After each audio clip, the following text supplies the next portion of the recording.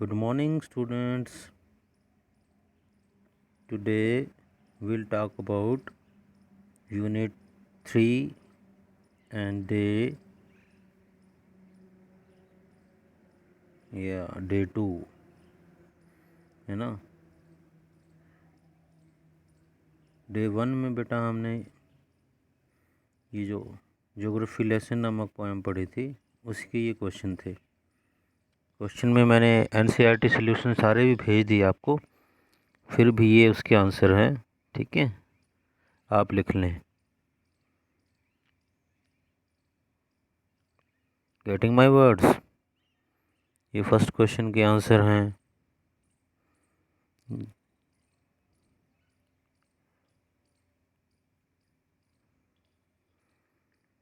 ये देखिए,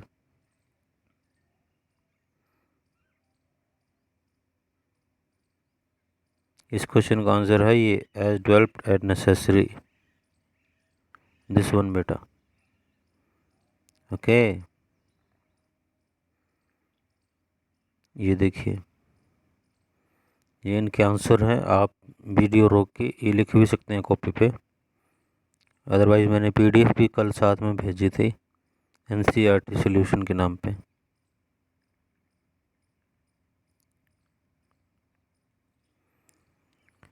आगे बेटा एक और पोएम पढ़ाई गई थी।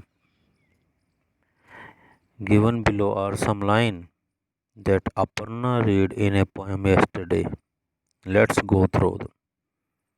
अपर्णा ने ये पोएम पढ़ी। The river rushed on flooding its bank and swallowing towns whole at the crack of dawn। कहता है इसमें पता कैसे लगता है कि ये सिंगल सेंटेंस है सारा, और कौन सी, on which line does the sentence begin, on which line it get end. तो पहले ये लाइन 1 है ऊपर वाली, है ना, यहाँ से शुरू होती है और यहाँ पर ये एंड होता है। Am I right? देखो, अब यहाँ पे ये बताया, नया वर्ड आया है इंजैममेंट। इंजैममेंट का मतलब होता है ग्रुप, ग्रुप कह लो या झुंड। इस वर्ड का मतलब होता है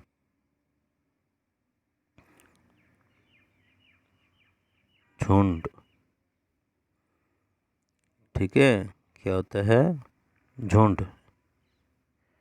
इंजैममेंट का मतलब क्या होता है? झुंड।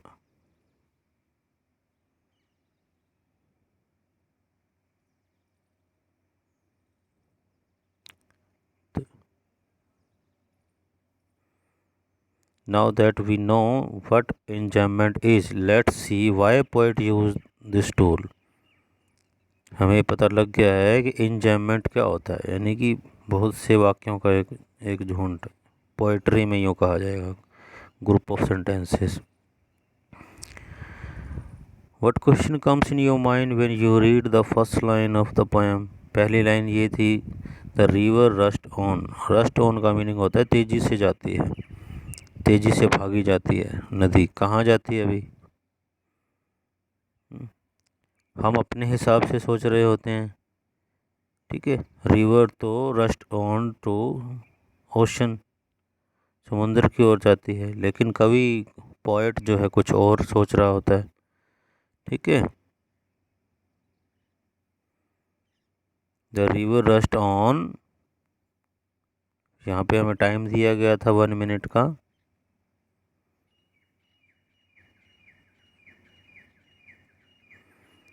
इट्स बैंक, पोएट ये लिखता है, इसके किनारों तक जाती है, ठीक है। बाद में वह ये इस तरह से ये पोएम लिखता है सारी।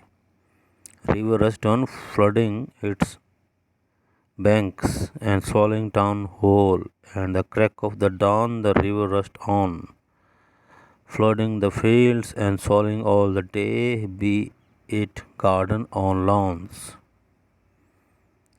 बाद में, do the line of the poem remind you the shape when you trace। इसको हम ट्रेस करें ऐसे, जैसे पोएट ने भी किया हुआ है ऐसे ऐसे, जहाँ जहाँ ये लाइन है, इससे हमें एक रिवर सी बनती दिखती है ना। ये उसकी इमेजिनेशन है, यानी देखो एक रिवर सी बनती दिखती है। The use of enjambment is some cases help in arranging the lines to create a shape. किसी किसी केसेस में ये enjamp नाम की चीज़ लिटरेचर में एक शेप अरेंज करने के लिए भी बनाई जाती है। ठीक है, enjambment मीन्स झुंड, शब्दों का ग्रुप।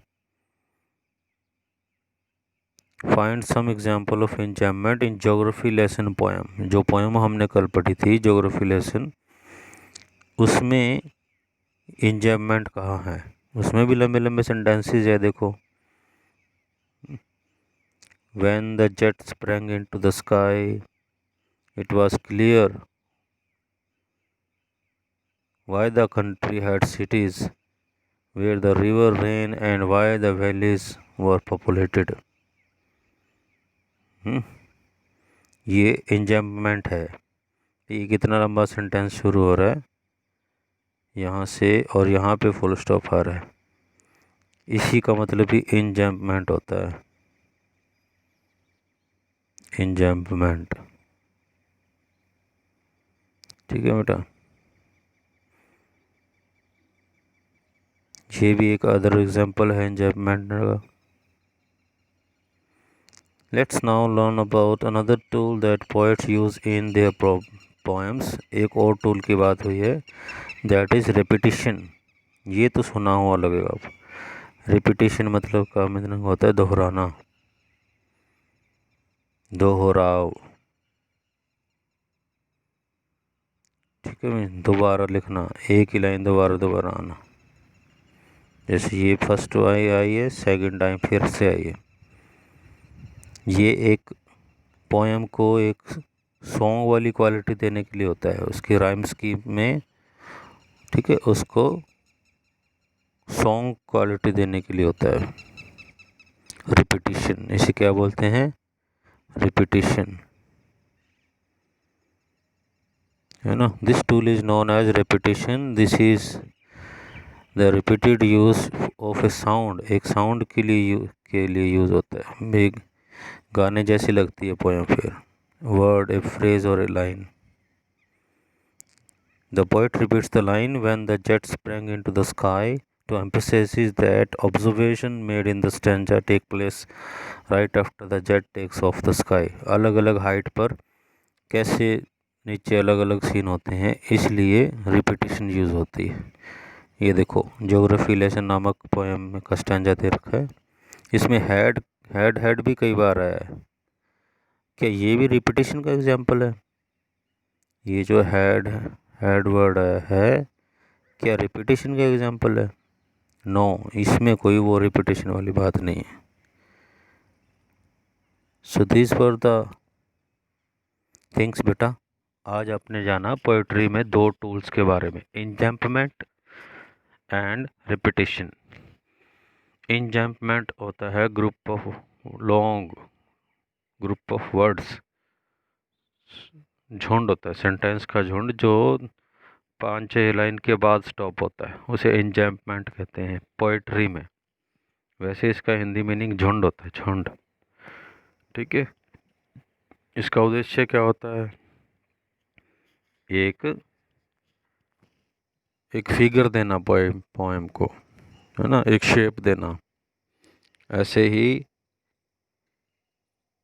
रिपीटिशन का क्या मीनिंग होता है? पोएम को एक सॉन्ग वाली क्वालिटी देना, साउंड वाली क्वालिटी देना।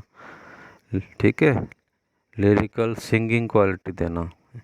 इसलिए वो फर्स्ट लाइन को, जिसको हिंदी में हम मुखड़ा बोलते हैं, गाने की जो पहले लाइन होती है उसे मुखड़ा बोला जाता है, स्थाई, है ना। वो हर पैराग्राफ के बाद दोबारा दोबारा आती है। हम प्रेयर भी गाते हैं, इसलिए पोएम में वो सॉन्ग वाला इनपुट देने के लिए एक लाइन को दोबारा दोबारा रिपीट किया जाता है, इसी को बोला जाता है रिपीटेशन। Got my words?